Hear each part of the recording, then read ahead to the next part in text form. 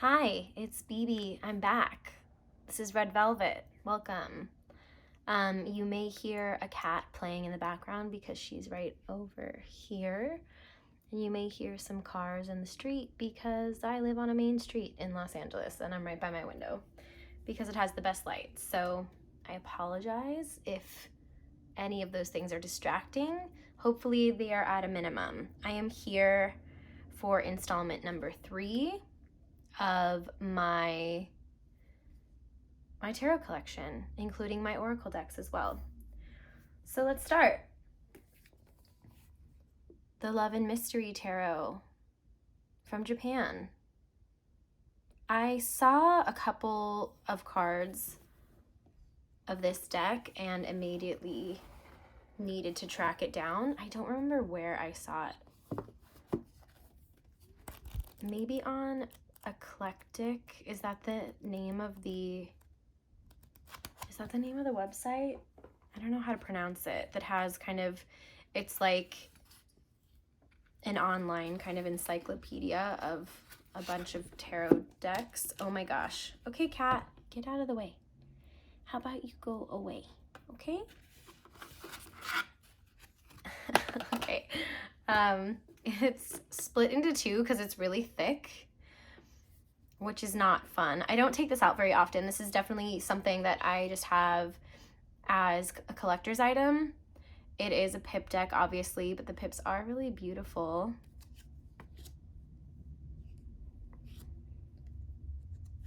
I'm curious to see if we will see the card that I bought it for. Just a card. It reminds me, like the illustrated cards remind me of obviously like 80s anime and manga and things like that. I don't know if this is considered manga because it's definitely more like adult looking than a lot of the manga that I've seen. But like 80s Japanese cartoons, like hello, so good.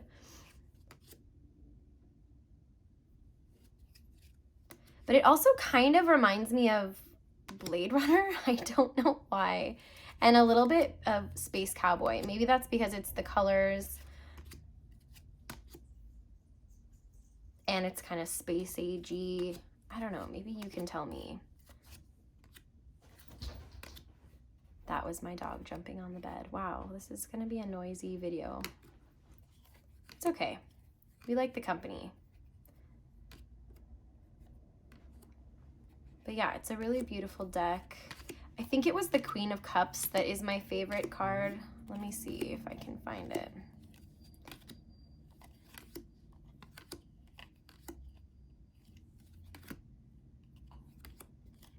These cards are really stiff. Again, I don't really use it. I would. It's not that I'll never use it, but I feel like it's just a specific thing and I need to feel called to do so. That Ace of Swords is really beautiful. Okay, let's see.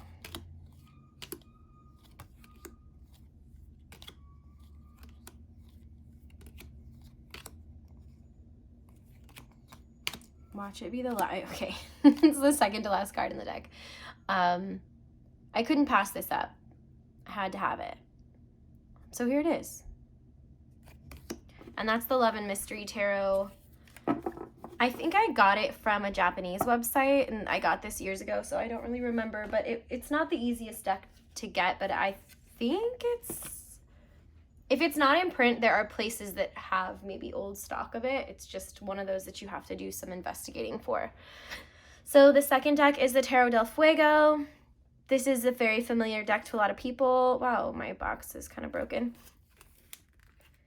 I don't use this very often, and sometimes I think I'm not connected with it, and I shouldn't have it in my collection. Here are the backs. Did I show you the backs of the last one? Yes, I did.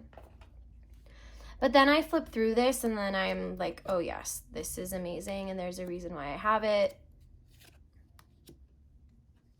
I think that I'll use this more this summer, because it's just kind of one of those. My birthday's in June, and I feel like I could start using this in June. Maybe that's a little early for summer. Some people consider June summer and some people consider it spring.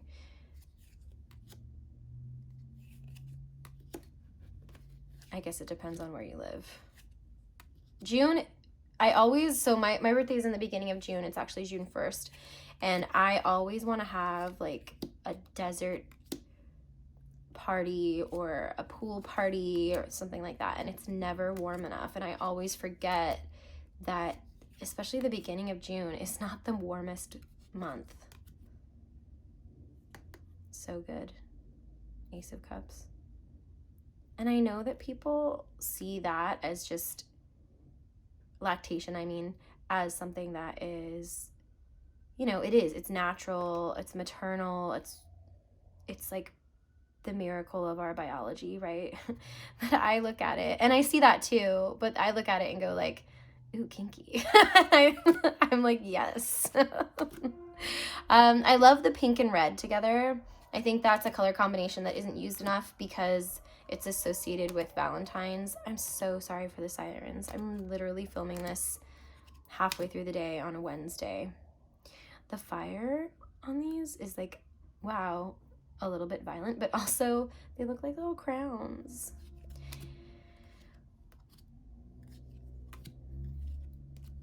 This deck has been covered a lot in YouTube videos, so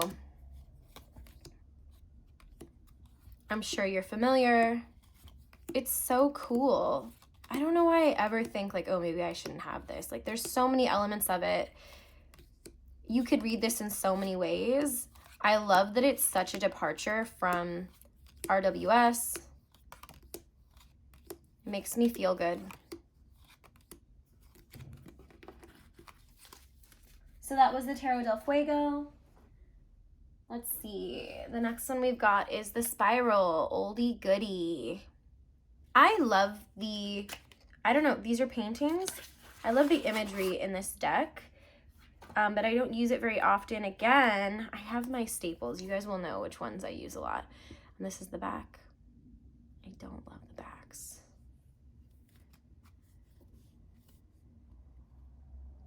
The art is so beautiful and so detailed. I wish that these cards were a little bit larger, and I feel like the borders don't match this art whatsoever. Is that just me?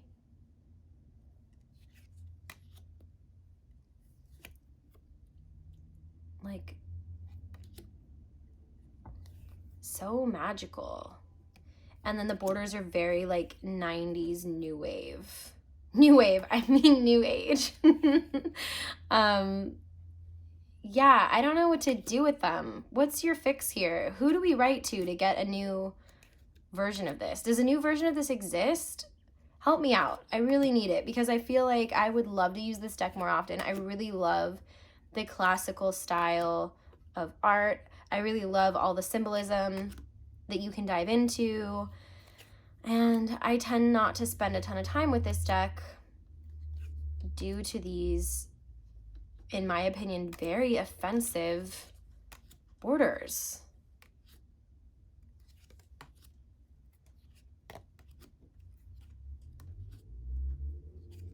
I love this art style. They look like oil paintings. The minor arcana is much less detailed than the major. Looks a little rougher, I guess. And then it also looks like Victorian as opposed to kind of classical old world historical. I guess Victorian is historical too, but you know what I mean? Like this looks like Renaissance. And then this looks like 1800s, you know? I'm not mad at it. I guess I don't know that much about, wow, I like this. I guess I don't know that much about the artist and where they were coming from. Please comment below what you think of this deck, and so modern. And maybe if you've modded it, how you've done that. I haven't modded any of my decks because I'm scared. That was the spiral. We've got the Archetypes deck by Kim Krans of The Wild Unknown. I'm not very good at putting the creators' names, so I will do that in the description like I always do. These are the backs. I love that this deck is round because I only pull one card at a time. I don't really do any sort of spreads with it. I, just like my Wild Unknown deck, love the art of this deck. I love the font. I love the book. The intro to the book made me cry, so go ahead and read that if you haven't. These are the types of archetypes that I really am obsessed with. I think that her choices of words and kind of ideas, like some of them I'm very familiar with and some of them I'm not at all, and both intrigue me equally. And I think that they're all very relevant. There are certain cards that I like better than others, but that's kind of with any deck. I think it's so beautiful. A lot of people have strong opinions about this deck. I think they have strong opinions about kind of any deck that Kim Krans makes, and that's kind of cool, right? There's this quote that I love. It's actually a lyric. It's by Adam Ant. He had this song called Friend or Foe. It was a single, so I'm sure some of you know it. And in the song, he goes, "I want those who get to know me to become my admirers or my enemies." And as a strong personality myself, I have always resonated with that. So love me, hate me, but please don't be indifferent, because how forgettable is that? You know? And that's how I feel about Kim Krans' work. I think this is my favorite deck that she's done.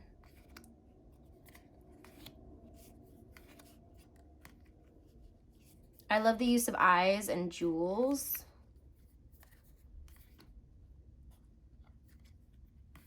Like, yeah, that. I really like the backs. Yeah, I wish they didn't look kind of pixelated or blurry, but I don't know. They don't bother me that much. I love this deck. You know what would be a perfect back? That. I wish those were the backs. Still a classic nonetheless. All right. Ask Us Anything. This is not the name of the deck. I think the name of the deck is Elvine, and it's by Äkta Spåman. This is the second deck of hers that I've shown, the first deck that I purchased from her. It has little cutesy bubblegum punk backs. And this is a true oracle. This is not like her other deck that is a tarot as well. Oh, and that's my cat Anais saying hello. Hi, baby.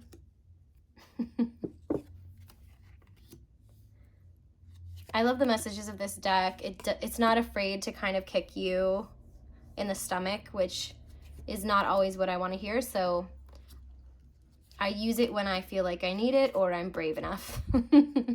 But the imagery is amazing. The limited color palette.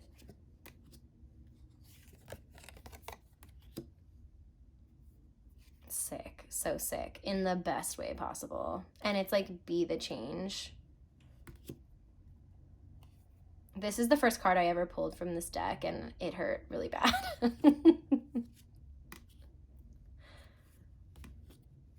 You can get this on her website. She's also on Instagram.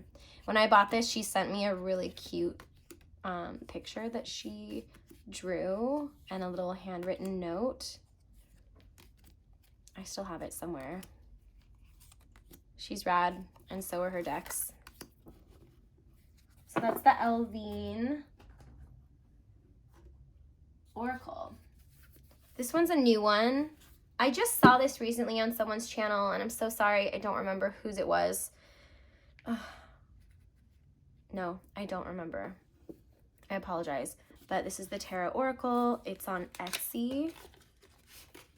This is an animal oracle. So speaking of Kim Krans, I did rehome my Animal Spirit Oracle because it doesn't have, as much as I like it and I like the messages in the book, it doesn't have keywords. And this one does. And not only that, I really love the artwork even more.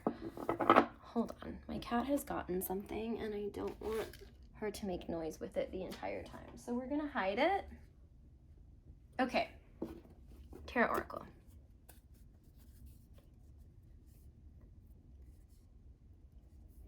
I just love the line work. I love the simplicity.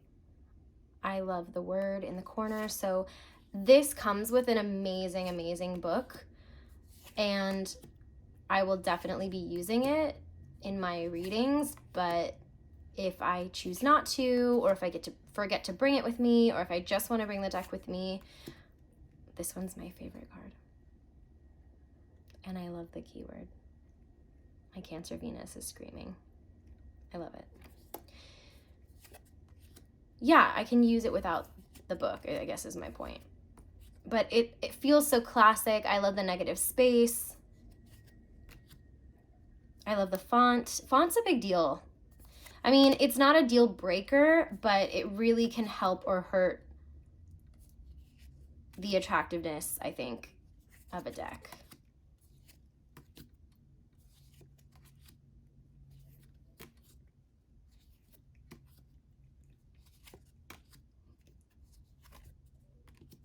A lot of insects in this one.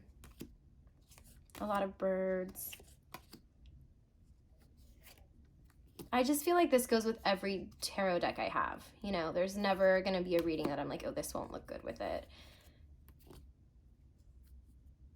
It feels, I don't know if I said this word to describe this already, but it just feels so classic and timeless and stylish in like the most sophisticated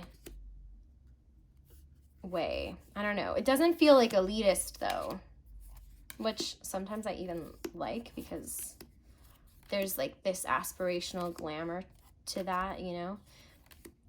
The scarab. One time I took a quiz about what like my lucky charm was, and it was a scarab, and ever since I've known that I need to get like a scarab like piece of jewelry, and I have not. This is one of the cards that I saw in the video, and this just sold me. The video on YouTube, I mean. So that's the Terra Oracle. And it's gorgeous.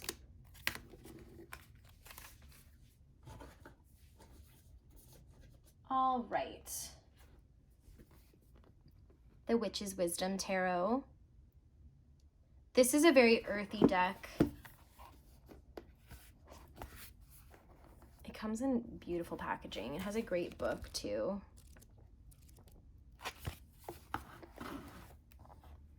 This has been around for a minute.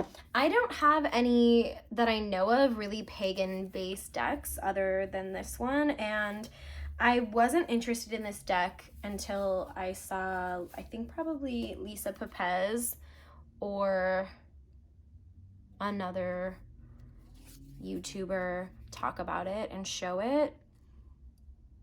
I love the size of these cards. I love that they're large, and it's really the animal images that sold me on it. There's something really calming about them, familiar. I'm not in love with the people in this deck, even though I do love the, you know, inclusion and diversity in it.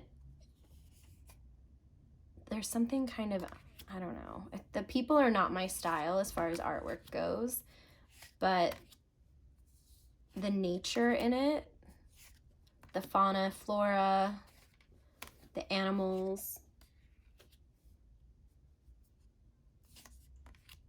are really amazing. And then there's also a really big story as far as how the major arcana works.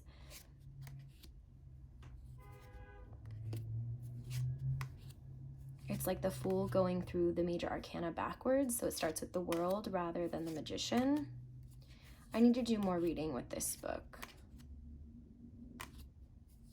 But images like this, it was just like I needed to have them in my hands. I needed to be able to meditate on these. I think these would be good meditative cards for me. I don't feel very connected to nature most of the time. It's my spirituality is, it's more driven by music,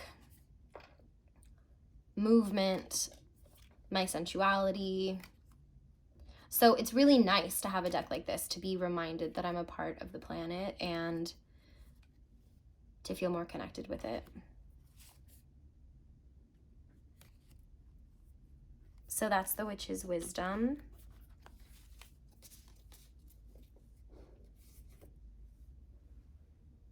Anais is in a very playful mood. I don't know what her deal is. Okay, another big one. The Da Vinci Enigma Tarot. This is an incredibly airy deck, intellectual deck that my Gemini sun just eats up. I really don't like the backs, but the fronts make up for it. Again, classical font, classical imagery.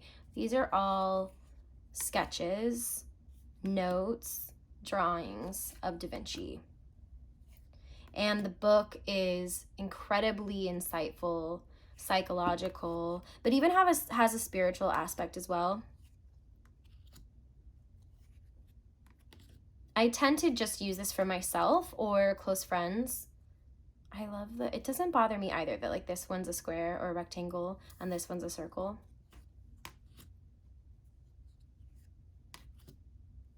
I love the keywords.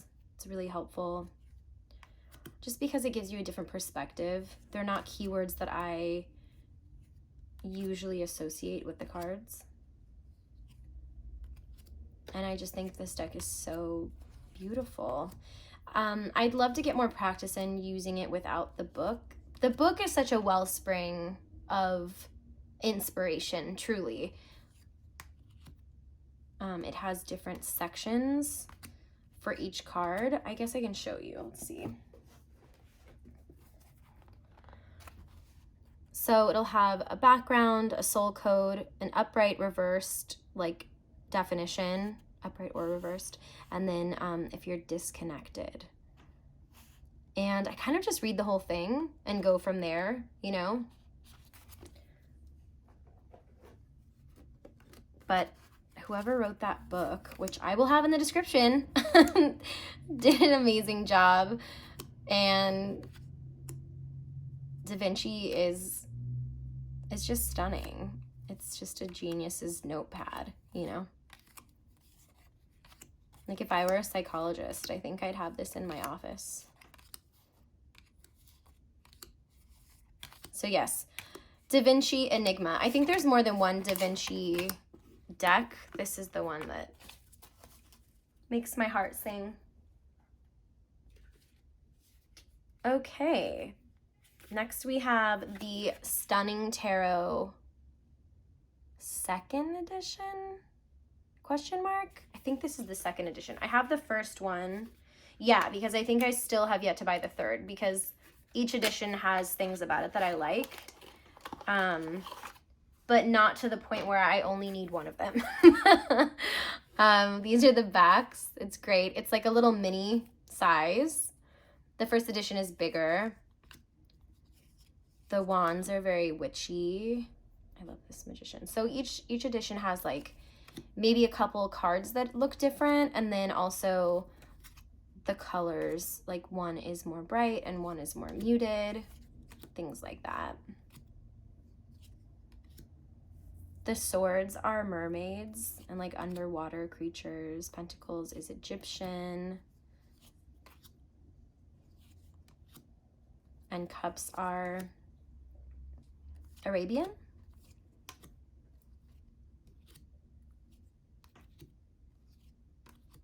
This is a really fun, intuitive deck.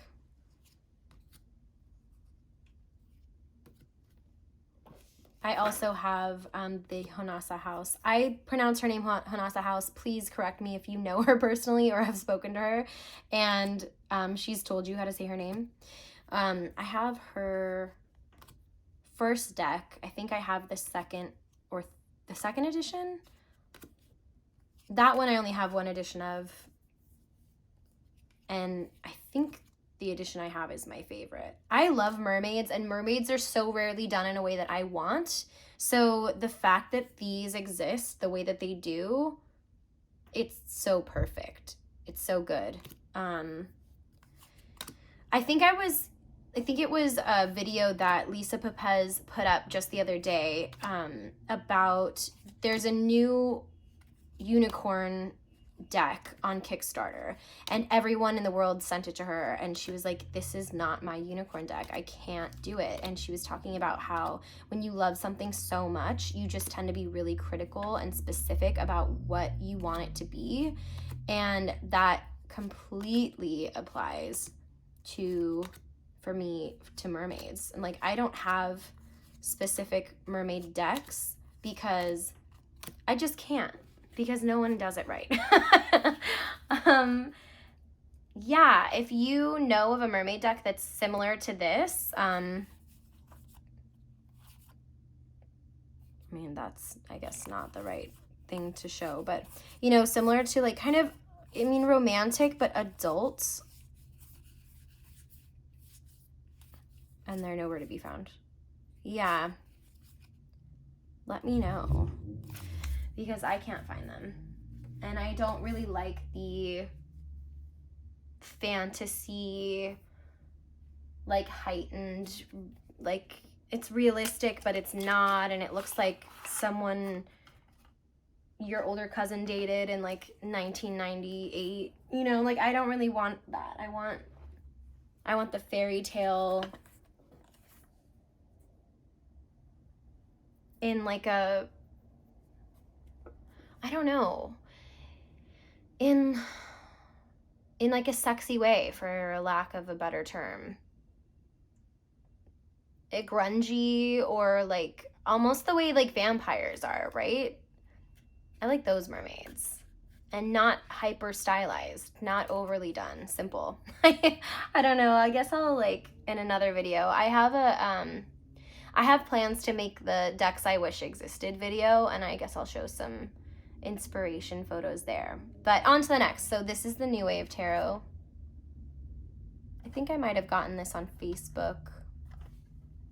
This is out of print. These are the backs. I love New Wave. I unironically listen to New Wave. It comes with a little like folded up piece of paper that tells you who everyone is in the card, which is really nice. We got some Nick Cave, Susie Sue, Gary Newman. I love that I love the images. I think they're great. I don't know where they sourced them, probably all over the place. Devo. And of course it has a black border. Classic. I guess that's the word of the day.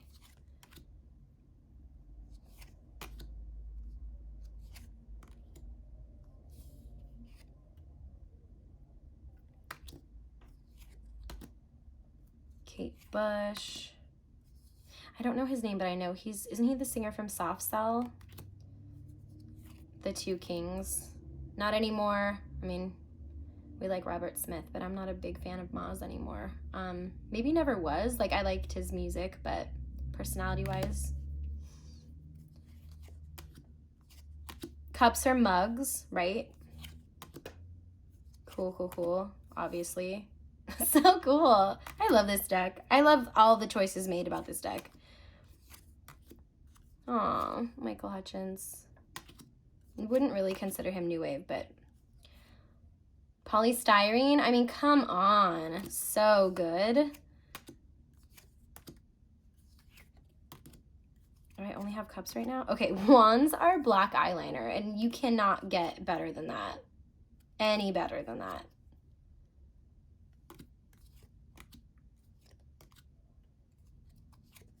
And then I think swords were Mike yeah, like microphones, and then pentacles or discs, like records. Let me find a microphone one. I know that I've probably passed one or two. Are those the Proclaimers? Because that's awesome. Oh yeah, Debbie Harry, Two of Swords with microphones. Yes. Come on. So good. I love that deck. I guess every time I show you a deck, I should be saying I love it since it's part of my collection. But you know, you have your favorites. Okay, next up is one of very few major arcana decks that I own. This is the White Witch Tarot. It's the intuitive drawing. I forget what it's called because I'm not super familiar with it. Maybe you can remind me. These are the backs. I tend to use these as like signifiers or as like an oracle with a reading to kind of sum up the theme.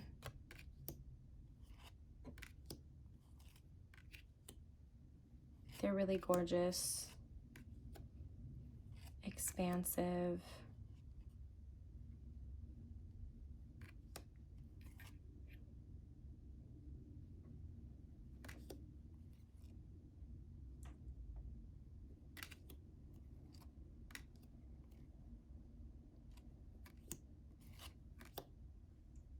Very dreamy, soul-like, you know? That one I think you can get on Amazon. Really easy to get, really affordable. Here is another of the major arcana cards that I have. The Golden Visconti.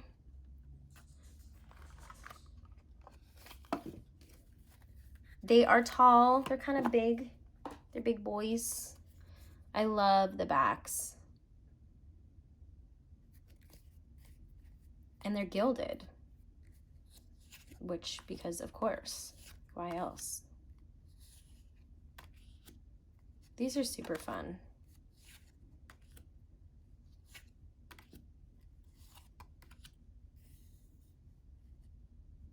They just pop out, you know?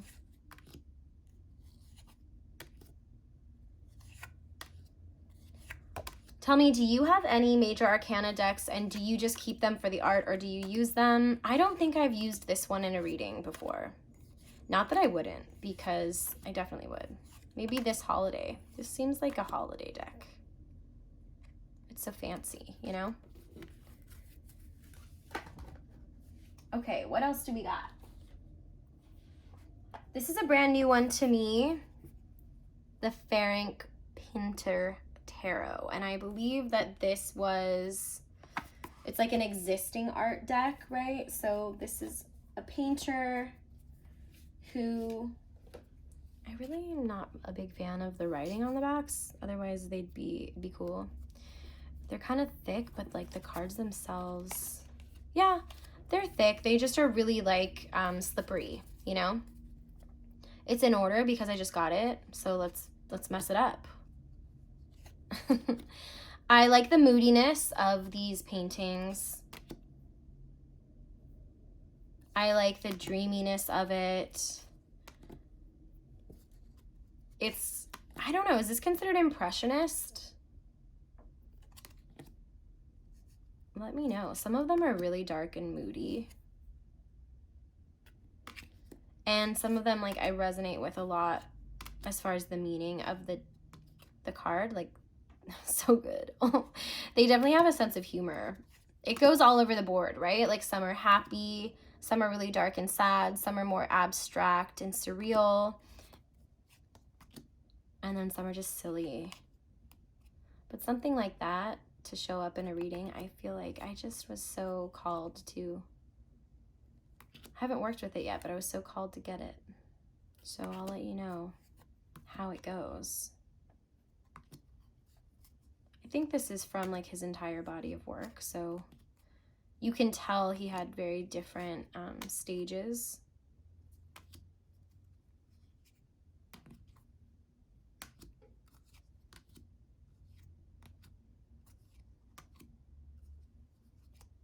The court cards are mainly, especially the king and queen, they're always like portraits like that.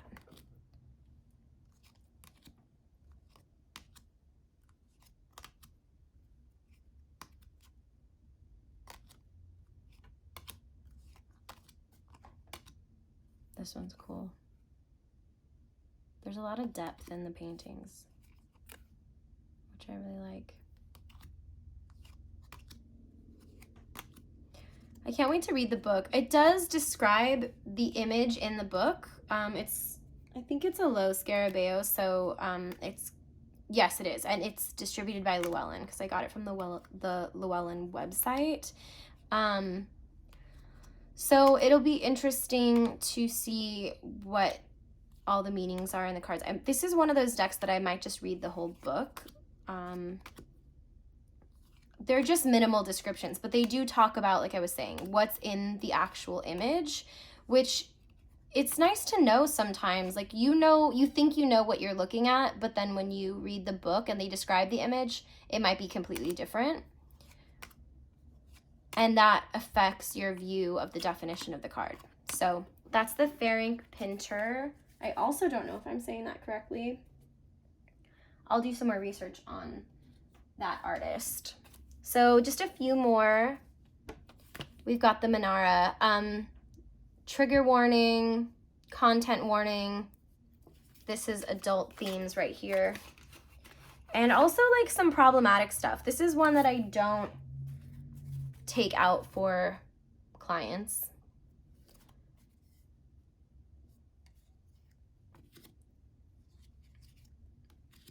Some of these images I love, and some of them are not so great. And I know this has been said before on YouTube, but I completely agree that they have no correlation to the meaning of the cards, which is the main reason why I don't use it, even for my friends. Because there's not really much to go off of. Like, yes, I know the meaning of the card without any image, but that's why we have decks, right? That's why we have decks that have images on them. Like, what is this? Is that okay? Like, I don't know, because I don't know the context of it. It doesn't look cool. I don't know. This is cool, though. But I do like the style of this artwork, and I do like erotic artwork, and so here we are. This is why I bought this deck. I hadn't seen a lot of the images before I got it, and now I know, so it kind of just stays in my collection. I've thought about rehoming it. For now, it stays.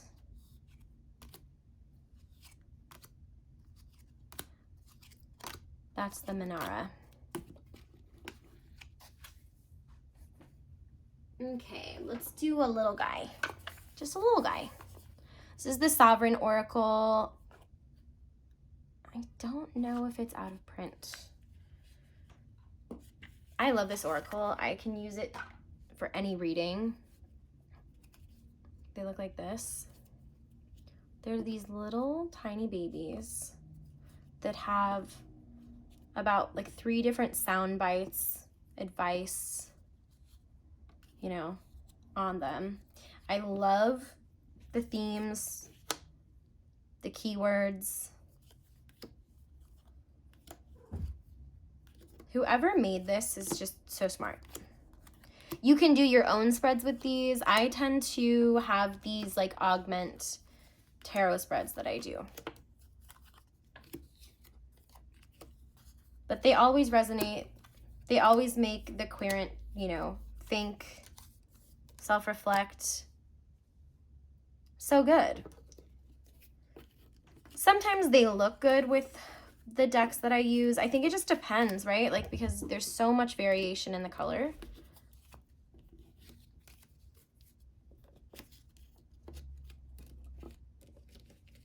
But always a good reader. So that's the Sovereign Oracle. We've got 2 more. Can we make it? This is a new one. This is a Kickstarter. The Rosebud. I love this guy. I love him. He's so beautiful. Apparently a lot of my decks are boys. These are the backs. Very cool.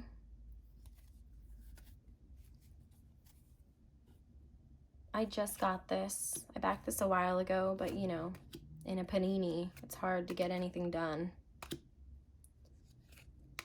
They have changed the names of a lot of things. Doesn't really bother me. I love the collage. I love the vintage. I'm a fan of borders, apparently. A lot of these decks that I've shown today have borders, but they are simple. Sometimes a good frame, like a frame is everything, right? Like with art that you have in your home that you want to frame,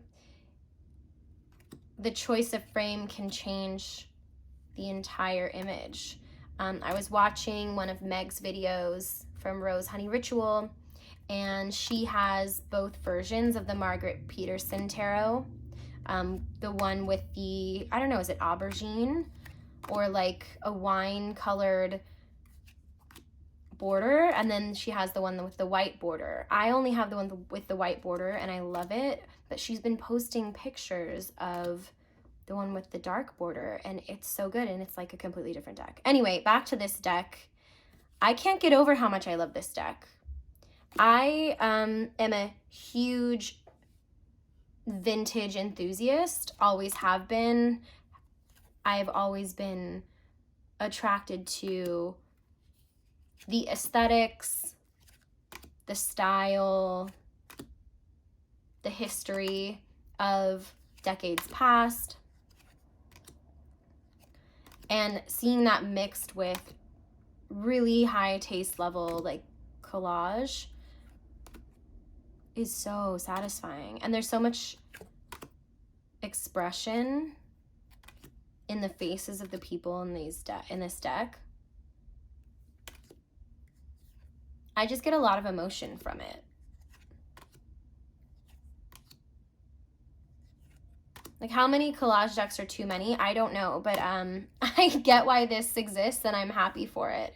Even like the vintage, like the way that images are put together, right? So like the moth with the, are these like Lily of the Valley or bluebells? I mean, they can't be bluebells because they're white. Please help me out. Are they Lily of the Valley? And then like a vintage Halloween costume. This is one of the best death cards I've ever seen. So like what I mean is the way that the composition is all put together is still vintage, even if the way it's put together or the images or, you know, what they're trying to portray, like the individual pieces might not be vintage themselves, you know? And that appeals to me endlessly. I like it. It feels very romantic. And I like that too. This feels like a photo version or like a real life version of the Intuitive Goddess in some ways, with those dark backgrounds and like the galaxy. So cool. Oh, so good. Like, my vocabulary is very limited today, but I hope that you get the gist. Okay, so this is the last one. This came with the Ferenc Pinter. I just ordered them recently. Again, speaking of vintage art, this art is mainly from the 20s. This is a romantic oracle and kind of erotic oracle as well. And I've been looking for a deck like this, and I'm looking for more. I'd love a more modern one too. But this fulfills so much for me. I cannot wait to start using this in my readings. I love the size. I love every single image. And it's so good as far as the all of the topics that it covers, you know? Another thing Lisa Pepez said in her last video was that she's really looking for decks that don't tell her what to do, but are kind of expanding her perception, inspiring her motivations, etc. And I just feel like this is one of those. The keywords are so good. Like, I got rid of the Romantic Angels Oracle and there was a hole, and this filled the hole and then some, you know? It's gorgeous. I love deco anyway, too. Like, stylistically, I love deco, and so this is just too beautiful. I could frame all of these. So that's the Amor and Psyche, and also just, I don't know if you know, but, oh, maybe I'll leave these out while I explain, but Amor as in Cupid and Psyche as in Psyche. I don't know if she has a different name depending like whether it's like Roman or Greek. But the story of Cupid and Psyche, or Amor and Psyche, is that Cupid was a god and Psyche was like the most beautiful human woman like on the planet pretty much, and she fell in love with him, and she had to go through all these trials that his mother put on for her to show that she was worthy of his love. A very close and dear friend of mine told me about that story because she said it reminded her of my love life at the time, which was kind of sad. But yeah, so that's kind of where the name comes from, and like some of this Greek imagery comes from. And that is part 3 of my deck collection. I hope you enjoyed. Thanks for being my friend. Thanks for being here. Thanks for being curious. And my mom's coming. I gotta go.